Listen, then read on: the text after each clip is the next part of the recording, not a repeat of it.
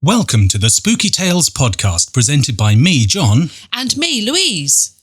We have been fascinated by spooky goings-on since we can remember and wanted to share with you the stories that pique our interest.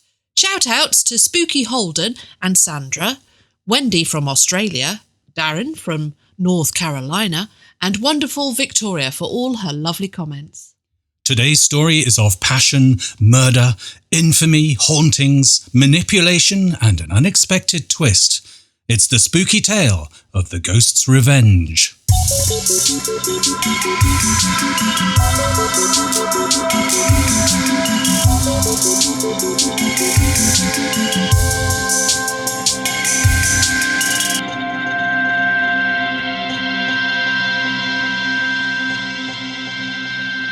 So welcome to the Spooky Tales podcast. What's today's spooky tale? We have two tales of murder and revenge taken from a lovely book called True Ghost Stories by Steph Young, and also from good old Wikipedia, which I'll link to in the show notes. Our first spooky tale takes us to Chester Street, back in the spooky county of Durham. Ooh, it's a spooky place. The Hexam Heads, the Red Ribbon Witch, and now this one. That's easy for you to say. Yes, Red Ribbon... Let's try that again. It's the Red Ribbon Witch. That's not easy. No. Yes, indeed. So let me take you back to 1631. How old were you then? I was very much still in my early teens. Still a youth. Yes, and as I can remember, not a lot was going on in England. However, in India, Mumtaz Mahal dies in childbirth, causing her husband, Shah Jahan, to commission the Taj Mahal as a mausoleum for her, which was finished in 1653. I've been there, and it is just the most amazing place. It's just beautiful. What's so lovely about it? Well, when we went, it's the way that you go in it, you see this kind of red building that seems all very nice, and there was lots of people. We actually went very early in the morning, just as the sun was coming up. And you don't see the Taj Mahal to begin with. And then as you're walking through this entrance building, it's presented to you. It's just spectacular. You don't get glimpses of it until you see the whole of it. And it's in this beautiful set of gardens, and round the actual mausoleum was quite busy. But just to the side, we just walked to the side for 5 minutes respite from the people. And it was just so peaceful, and the atmosphere there was just amazing. Absolutely loved it. Oh, it sounds amazing. Anyway, Yes. There was a medium who went there called Deborah, and apparently she communicated with a lady ghost in the mausoleum itself. Ooh, I say. Anyway, back to spooky Durham. Oh yes, a wealthy widower called William Walker decided to hire a housekeeper. Enter Anne. Mr. Walker and Anne became close, and one thing led to another. As these things do. Yes, indeed, and before you can say pass the dusters, Anne fell pregnant. I say. Now, William Walker was not keen. On what? Her being pregnant. I see. He did not want his reputation tarnished, and tongues in the village were starting to wag. Oh, I'm not surprised. Tarnished? Why would it be tarnished? Because Anne was his housekeeper? Well, more the fact that she was his niece. Oh, no! Oh, I didn't see that one coming. Oh, his niece? Yes, that's right. So, keeping it in the family. So, to try to avoid any scandal... In which case it would have been a scandal. Yes, he told Anne he was sending her away until after the baby was born. I think a lot of people did that in those days, didn't they? So he told her that he would stand by her and support her and the child. Oh, yes. Well, in March, he sent her to live with her aunt in Lumley, telling the villagers that she had gone away to live in the city of Durham. Anne was popular in the village, so they were surprised that she did not try to contact them to let them know how she was doing in Durham. Oh dear, this sounds a bit ominous. Indeed. No more was heard of her until a local farmer called James Graham enters the story. Oh dear, I've not got a good feeling about this. Yes, I know, it does sound ominous, doesn't it? The harvest that year had been excellent. Oh, that's good. Yeah, well, for James. And to make the most of it, it meant that James was up late night after night in his mill making flour. He would work alone by candlelight, happy that his family would eat well that year. Good man. One night, however, he became aware that the mill had become icy cold, sending a shiver down his spine. I'm beginning to shiver myself. And as James scanned the darkness, he became aware that he was not alone in the room. Oh dear. Then, to his horror, he saw coming directly in front of him a woman. Blood was dripping over her face from ghastly wounds in her head. She stared at James with an expression of torment, which you might expect with such nasty head wounds. Yes, absolutely. You don't look happy, do you? No.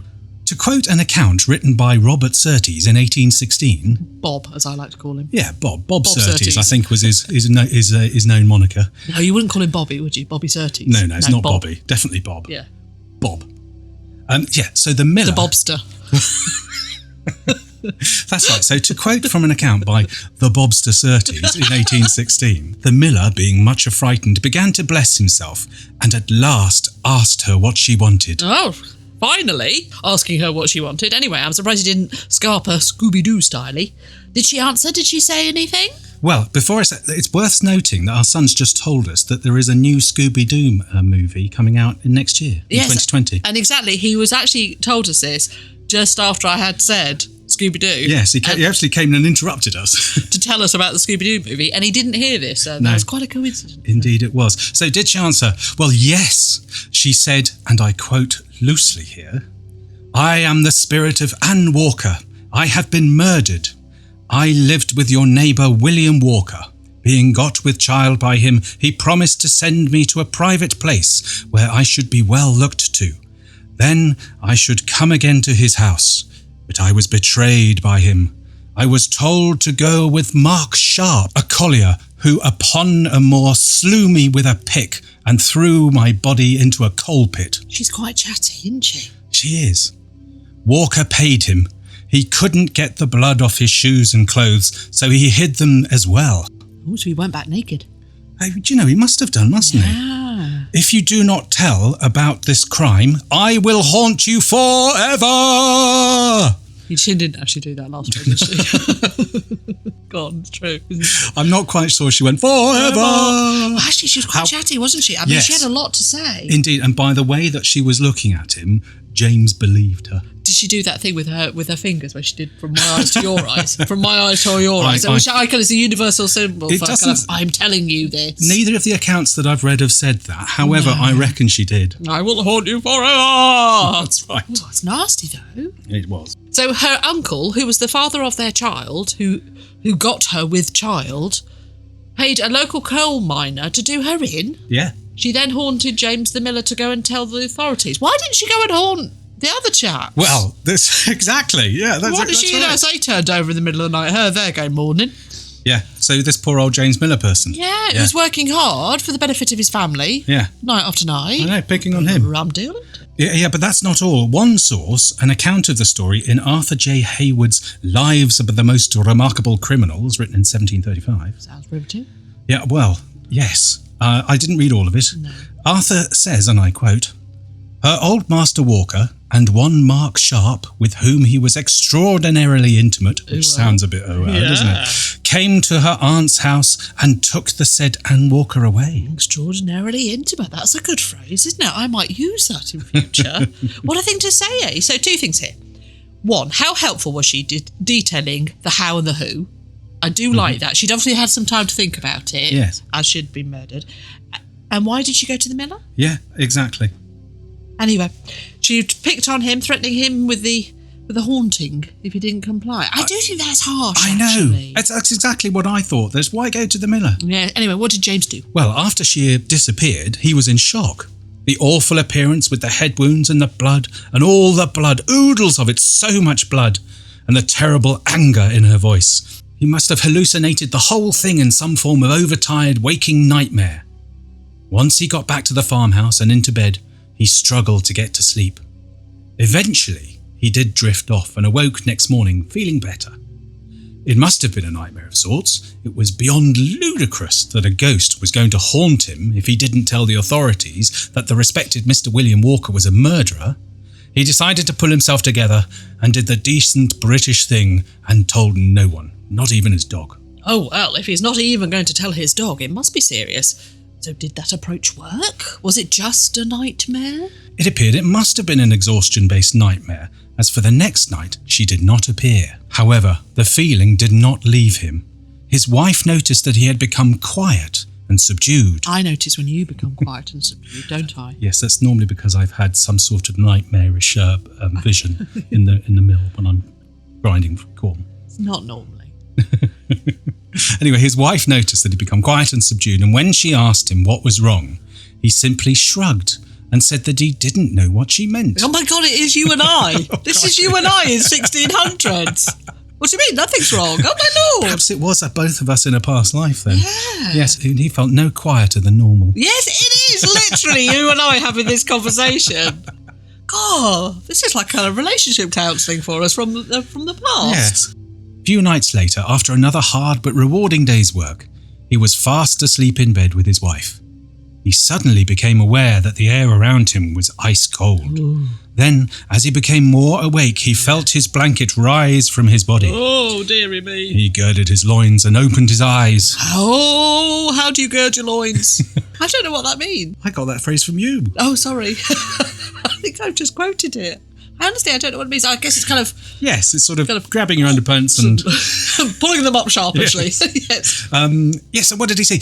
It was the bloody face of Anne floating above him. Oh, no! Oh, so much blood pouring down her face. And it was onto her clothes and her eyes. Oh, no, were they pouring with blood? No, that's a bit sick. Well, I just thought with the oodles of blood that you'd been talking about. Yes, but their eyes, though, were filling with tears. Oh. She was sobbing her heart out. No. She was upset at the injustice of it all and begging James to go and tell the authorities, to tell them how she had been viciously and brutally murdered, axed to death by an assassin hired by her uncle, the father of her murdered child. Oh, she's got a good point there. There's a lot to be upset about. Yeah, exactly. Again, she got angry and fierce and told the poor miller that she would haunt him relentlessly until he did her bidding. But why is she picking on him? I don't know. Well, maybe it's because he's the only one capable of sensing and seeing her or something like that. Could be. Or perhaps he was just unlucky, or she never really liked him when she was alive and thought, right, double revenge. So did he tell the authorities this time? No. Again, he put his mad night terror down to, well, a night terror. A horrible, blood-filled nightmare. Well, who would believe such an outlandish tale? I mean, I suppose they'd assume that he had some sort of grudge against William Walker, perhaps, maybe? Quite. So did she keep haunting him like she said she would? Yes, she appeared to him in his own garden as he came home from the mill. She spoke to him with such force and so threateningly that at last he gave in and promised to go and tell the magistrate in the morning. And did he? He did. Oh. I quote from Arthur J. Hayward's Lives of the Most Remarkable Criminals again. On the morrow, being St. Thomas's Day, he applied to the Justice of the Peace and told him the story. The Justice, having tendered him his oath, and taking his information in writing, forthwith issued his warrant, and apprehended Mr. Walker and Mark Sharp, who by trade was a collier, i.e., he dug coals out of a mine. They made light of the thing before the Justice, although he, in the meanwhile, had caused a place which Graham said the apparition had spoken of, to be searched. Who's Graham? Is it James Graham? Oh, yes. Who's Graham? So in the meantime, Who's Graham? It caused the place which... No, go back. They made light of the thing before the Justice, although he, in the meanwhile, had caused a place which Graham, as in James Graham the miller... You know, everybody else will have worked Yeah, I know, it's only just you me. that got confused. said the apparition have spoken of to be searched, and there found the dead body, wounded in place and manner as before described, with the pique, the shoes, and the stockings. I say, pardon, where did the stockings suddenly come into when you get that back to the sort of intimate, they knew him intimately and so on, it all looks a bit seedy, doesn't it? Extraordinarily intimate. Extraordinarily intimate, yes. However, Walker and Sharp were admitted bail, and at the next assizes appeared upon their trial. So after all of that, they did actually believe James? They sort of did. The justice did order the search, and where he said the body would be found, and lo and behold, it was. With her stockings. Yes. But it not only spooked the magistrate, but also the judge and the jury at the trial also at the Durham Assizes in 1632. Right, Durham Assizes. So this is a court, a kind of, is it a travelling court or is it a court that is always there? Yes, exactly. Before we had a sort of single permanent Crown Court, which was set up under the Courts Act in 1971, assizes dealt with the main criminal cases, which were periodic courts held around England and Wales. So you said that the judge and the jury were spooked also? Yes. So Judge Davenport saw the ghost of Anne standing behind the widower. Oh, my word! And the foreman of the jury saw a ghost of a child standing on the shoulders of the accused, as did another member of the jury as well. Oh my word, this is quite unpleasant. As soon as the jury found them guilty, he sentenced them to death straight away, rather than waiting to the end of the assizes. And they were hanged. Anne had her ghostly revenge. She did indeed. Well done that, Anne. Yes, well done, Anne. And well done, James. Yes, he must have thought, well, why on earth you wanted to come to me, I don't know. But okay, just to get rid of you. Like, it's amazing how they sort of, just went, oh, well, okay, well, we'll have a look anyway. But what he seems insistent. Yeah, there must have been something. They obviously were extraordinarily intimate, because otherwise, how would you know that Collier would go and do such a thing to a woman? Yeah. And who was, with... That's a good point, actually. It's not like, any old chap, is it? Yes, I wondered if it was murkiness going on. Yeah. Yes, because I wondered if that was a bit of a throwaway line from their point. But no, there probably was something going on, wasn't there? Well, you'd think so, wouldn't you? Because otherwise, how would he know? Because the Collier, the big butch Collier, did it for love. Oh, well, you're taking it down a whole new road. Have I just misunderstood what you were saying? No. I think it could be, because there must have been something between them, whether it was love, as you're suggesting, or whether it was something else. Because otherwise, how would he know, Walker, bad man? Yeah. How would he know that he would? He could ask Mark Strong to do that. Yeah. I'm not sure it's called Mark Strong. It's Mark Sharp, wasn't it? Yes. All that. You want slur? Yeah. No, not Mark Strong. No. Our next tale comes from a small and very rural village of Polstead in Suffolk in the year 1826. Oh, so what was happening in 1828? Did I say 1826? Yes, I meant 1828. Well, in that year, present-day Argentina was founded. Wow. It was called Bahia Blanca then. Pardon? Argentina? Yes, it wasn't called Argentina in 1828. It was called Bahia Blanca. Wow, yes. I did not know that. Well, nor did I, until I looked it up. So Wikipedia tells us that the Democratic Party in the US was organised in 1828, which was lucky, as Andrew Jackson went on to win the presidential election that year. Ooh. Wikipedia also mentions in things that happened that year our tale from Polstead. Really? It's that famous? Indeed it is. It was so famous that at the time, the village became a tourist attraction with several thousand visitors descending on the small village in the year. Wow. Plays were written about it and much more, as we shall soon discover. Wow, I've never heard about this. So what happened? Well, once again, the tale begins with an unmarried young lady. I think many tales begin with an unmarried young lady, don't they? Yes. Well, certainly ones with sort of ghostly revenge, anyway. Oh, yeah. Well, her name was Maria Martin, and she was in a difficult situation as she already had 2 children out of wedlock with different fathers. Ooh, over the brush, living over the brush. Yes, which gave her a bit of a reputation as a fallen woman of wanton behaviour. Oh. Well, it made it difficult for her to find suitable work or a suitable husband. I'm just going to have to say, those 2 fathers, though, they've just obviously left their responsibilities, hadn't they? They'd had their way with her. Yeah. And then, not keeping up with what they had to do, No, well, one of them was of the landed gentry, and he did give her money for the child, but on condition that she had nothing to do with him. That's bad. Yes, but the other one couldn't care less.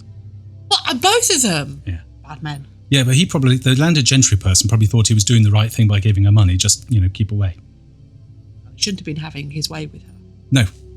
And she's the one that's... Anyway, let's not get on. I'll just get off my soapbox. Excuse me, I'll just jump down. That's all right. It's a very good soapbox to be on. Thank you very much. Right, so she was born in 1801, which incidentally was when Napoleon had just surrendered Egypt to the British, who took all the treasures, including the Rosetta Stone, back to the British Museum. Maria was the daughter of Thomas Marden, who was a mole catcher. A mole catcher? What would he do with these moles? Well, he'd make them into gloves. Oh, did not see that one coming. Yes, that's right. In 1826, Maria had started a relationship with William Corder, son of a local farmer who was 2 years younger than Maria and had a dodgy reputation. He was known as a bit of a fraudster and a ladies' man, even getting the name Foxy at school due to his sly nature. I suspect that if he had been at Hogwarts, he would have been in Slytherin. Yes, I completely say. What had he done to get this reputation? He had sold his father's pigs fraudulently. Oh! He was passing off dud cheques to the value of £93, which in those days was an awful lot of money. Well, it's not cheap now. Well, indeed.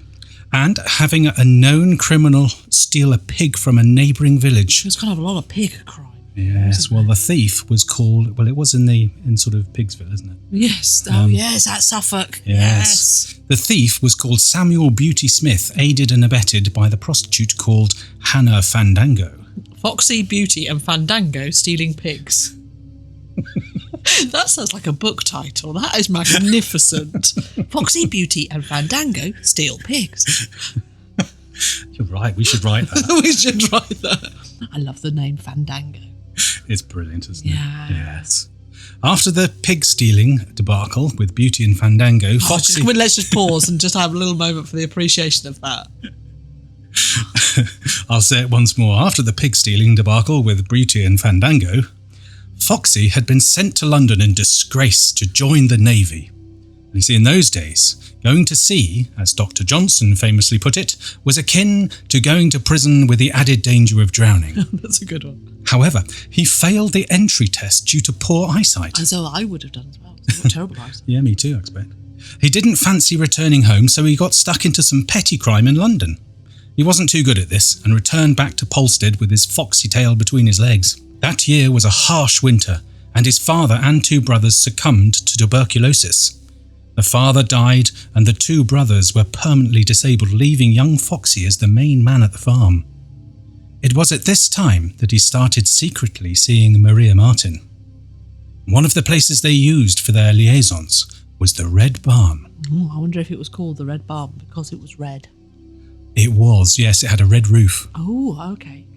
Well, it wasn't long before Maria was pregnant. Oh, gosh. Foxy said that he would marry her once the baby had been born. Oh. The child was born but died 3 weeks later. Oh. They decided to bury the child in secret. Yeah. Maria could face a public whipping for having a child out of wedlock. Oh, dear. He told her he would help her escape and said they were to meet at the Red Barn. From there, they would run away together to be married. I'm not sure I believe him. Well, days went by and the mother and father were worried because they had not heard from their Maria. Then, a letter arrived from Maria saying that she was well and living in the Isle of Wight with Foxy. Oh, that's good. But the only odd thing was that the letter was actually written by Foxy's hand, as Maria explained that she had hurt her hand and could not write. Oh. She said not to worry and that she was happy. Oh. Several more of these letters arrived over the following months, all written by Foxy, as Maria's hand was still not strong enough to write herself. Yeah, now that's beginning to sound a little bit ominous. Did they not suspect anything? Well, not until the mother, stepmother actually, started seeing the ghost of Maria in very vivid and realistic dreams. Ooh. And in these visitations, the ghost of Maria would implore the stepmother to go to the Red Barn where they would find her body. Oh, that's giving me the shivers. The stepmother, called Anne, became convinced by Maria's ghost that she was indeed buried under the floor of the Red Barn on the land of Foxy's farm. The father was eventually convinced by his wife's nightly ghostly visitations and agreed to go and asked permission to dig around in the Red Barn. Ooh. Permission was granted by the man running the farm in Foxy's absence. The father, called Thomas, and a stepmother, Anne, went to the barn where... Actually, it's amazing they gave permission, wasn't it? Do you mind if I dig around in your barn? I'm looking for a dead body. Oh, yeah, go help her. Well, but they may not have told him. I'm looking for well, no, I suppose they were obviously convincing, weren't they? And it wasn't like it was Foxy. Well, they weren't asking her Foxy, no. One assumes he would have said, no, certainly not. Yeah. So the father, Thomas, and his stepmother, Anne, went to the barn where Anne once more saw the ghost of Maria as she guided them to the very spot where she was buried. Now, I'm imagining the ghost kind of going over, going, ooh, and then, ooh. That's exactly pointing. it. No, that's exactly right. There's a picture been drawn of it, of that. She's sort of floating over the floor, pointing just as you've just pointed. Going, ooh! Yes, like that, yeah. That's right. I don't know if she's going, ooh, but yeah. She probably was. Probably. So Thomas dug down with one of his mole-catching spikes and plunged it into the ground. Upon retracting the spike attached to it was some decomposing flesh. Oh, that's kind of gross. Yeah, although badly decomposed, she was still identifiable by her physical characteristics. Oh, what were those? I'm intrigued. She was known to be missing a tooth. Yes. And the jawbone of the dead woman was also missing a tooth. I bet she wasn't the only woman around at that time that was missing a tooth. I mean, that's slim, if you don't mind me saying. It is a little bit, isn't Yeah. it? She was formally identified by her sister at the inquest held at the local pub called The Cock, which is still there in Polstead today. Really? Yes. The pub, that is. Yes. Yeah. So the fact that Maria was wearing a green handkerchief around her neck was proof positive that it was Foxy that did it. What? You kind of seem to leap there. How? Well, Foxy, or William Corder as we shall now call him, was known to have a green handkerchief. Dun, dun, dun! And this one was thought to be his. Yes. Also, a witness said that he had seen him going towards the barn with an axe. Well, it's not exactly compelling evidence. A handkerchief that might have been his. I can't believe he's the only person with a green handkerchief. Seeing going to a barn on his own land with an implement that was probably used, relatively often. Yes, and don't forget the ghost of Maria. Oh, yes, and the testimony of the stepmother being led to the grave by Maria's ghost. So, well, actually, I suppose that's pretty good, actually, that bit. I'm not sure about the other bits. So where had Foxy, or William Corden, is it Corden? Yes, had gone to then? Had he not gone to the Isle of Wight on Hollybobs? No, he'd gone back to London. But it didn't take long to capture him as the local constable... Hey, I thought the police weren't formed in 1828. I thought it was the next year, 1829. Well, that's right. Until then, the only form of policing was by local constables, which was a post that the men took in turns to do for a year, unpaid. Normally, once a murder had been committed, there would be what's called a hue and cry, which was everyone joining in to track down the killer.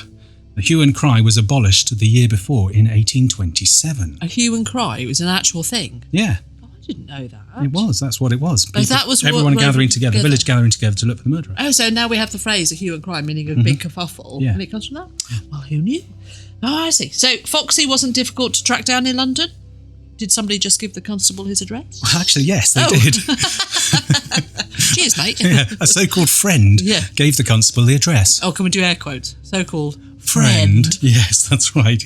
He had married and set up a boarding house for ladies in Brentford. I beg your pardon, he got married? Set up a boarding house? That was quick. Yes. Well, he put an advert in the Times, the Sunday Times and the Morning Herald. And got replies? Well, obviously, but seriously, he got replies? Yes. In fact, he got nearly 200.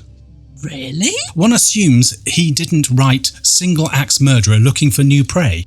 The constable went to the boarding house under the pretences of looking for a room for his daughter, and then nabbed old Foxy in the kitchen to the surprise of the onlooking boarding ladies eating their dinner. I'm not surprised. Now, the trial completely turned the country a little bit doolally. It was the O.J. Simpson trial of its day. The trial was held in Bury St Edmunds. Which is very nice and actually not that far from us. They had to put the trial back to August the 7th due to the amount of interest in the case. The hotels were sold out. Well, less hotels and more coaching inns, wasn't it? Yes. The coaching inns were sold out and people started arriving on the 21st of July. Wow. Admittance to the court was by ticket only due to the numbers wanting to get in. Now, this did not deter people and they just waited outside.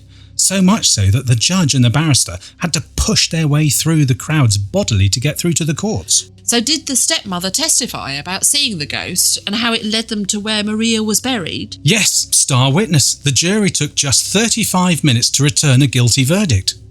He was hanged on August the 11th, 1828 in Bury St Edmunds in front of a crowd of 20,000 people. 20,000 people? Good Lord, the pubs must have been heaving that day. It was so popular and such an industry that had surrounded the case that plays were being performed as Foxy was awaiting his trial. Several more plays were written and continued to be performed in pubs and theatres up and down the land. Books of the murder and trial were also written. Good Lord. Well, in fact, there was plays written and performed in 1990 on the radio. About this? On the radio. Seriously? Mm-hmm. Anyway, after he was taken down from the gallows, students from Cambridge University attached a galvanic battery to his muscles to use his body for the study of galvanism. Is that to see that if the muscles contracted, that kind of thing? Yes, absolutely. Also, a phrenological examination of his skill was carried out. What, as in phonology? Yeah. Is that right, phonology? Mm-hmm. Is that the study of lumps and bumps on people's heads and says what it says about the characters? The very same. That's like, we've got that sort of phrenological head. Yes, yeah. We do. We have a I don't know, is it ceramic? Is it ceramic? Whatever, yeah. Yeah, it can ceramic break. head, and it's got all the drawings of what, if you were to feel a bump on somebody's head in that particular place, it would tell you about them, wouldn't it? What kind of character Yes. they have. That's right. Murderous, no doubt, for Foxy. Well, it's funny you should say that. What did they find? So, let me quote from a chap called Gatrell. Who's Gatrell? I've absolutely no idea. Anyway, he says that they found, and I'll quote him, that the skull was asserted to be profoundly developed in the areas of secretiveness, acquisitiveness, destructiveness, philoprogenitiveness, Well done. thank you, and imitiveness, and little evidence of benevolence or veneration. All in all, a bad dude. Yes, but that's not all. No? No. Remember at the start of the tale, I said that thousands of tourists came to the village of Holstead in the following year? Yes. Well, they took away souvenirs. They hacked down the barn and set up a small industry selling pieces of it. No, that's great. Yeah, so you could buy little pieces of the red barn. Well, what you were told was the red barn. Well, I may be a bit cynical, but that's just horrid. indeed it is, yes. So the memorabilia and curiosity on the case takes a more morbid turn. Foxy, William Corden's skeleton, was displayed in a glass case in West Suffolk Hospital, where it had been rigged up to point its arms towards the collection box once anybody approached. Oh, that's unpleasant. It is a bit ghoulish, but a bit funny though, don't you think? Yeah. Well, yes. Sometime later, Dr. John Kilner decided to remove the skull of this skeleton to add it to his Red Barn memorabilia. However, as soon as he had it in his possession, he was plagued by bad luck and spooky occurrences, which he attributed to the skull, believing it to be cursed. Oh, really? What kind of thing? Well, any candles in the same room as the skull would never stay lit and be continually snuffed out. Oh, that's going to be irritating. Absolutely. One day, his maid said that there was a man who had come in for a late appointment. But when Dr. Kilner went to the waiting room to invite him into his office, no one was there. Oh. Although he could sense a shadow in the room, as if a presence was there. Oh, dear me. The maid insisted that she had let the man in and shown him to the waiting room. A few days later, he watched his door handle turn and he leapt up to open the door. But the hallway was empty, so he rushed to the front door. But upon opening it, he was knocked off his feet by a violent gust of wind. Oh, my. After more uneasy occurrences, he persuaded a friend to take it off him. But this did not stop the curse, which now affected both men. Eventually, at their wits' end, they paid a priest for the skull to have a Christian burial to try to end the curse. And did it? I think so. It's mentioned no more. Dr. Kilner, who also had, as part of his memorabilia, William Corden's skull, Oh, that's gross. which ended up in the Moyses Hall Museum in Bury St Edmunds, along with a book written about the murder, which had been bound with William Corden's skin. Oh, that is very nasty. It certainly is. So, that's the end of another spooky tale. Thank you so much for listening. We hope you enjoyed this spooky tale. We look forward to joining you again next time. Please do tell us your spooky tales, either in the YouTube comments or via email, which is thespookytalespodcast@gmail.com. And come and follow us on Instagram at the Spooky Tales Podcast. or why not visit us on our Facebook page at Spooky Tales. Thanks again. Until next time. Bye.